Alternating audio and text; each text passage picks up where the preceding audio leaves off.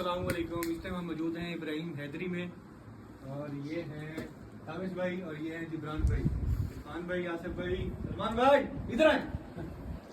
اچھا, ویڈیو بنانے کا مقصد تھا آپ کو یہ دکھا رہے ہیں ہم ماڈل. تو یہ ہے یہاں کی ثقافت, یہ یہاں کا کلچر ہے. آپ دیکھیں کتنا پیارا یہ جو ہے ماڈل ہے. ابھی چھوٹے سائز میں, صبح بڑے سائز کا دکھائیں گے. صبح تک یہ بڑی ہو جائے گی.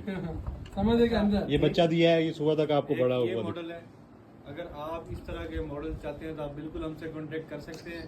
انیہ پیسہ لیا جائے گا اور آپ کو یہ والا ماڈل ہم بنا کے بھجوا دیں گے. یہ پورے پاکستان میں کوئی نہیں بنا کے دے گا پیسوں. یہ بھائی ایک الگ چیز ہے, یونیک. دکھا قریب سے یار, صبح ان کو اچھے سے دکھاتے ہیں.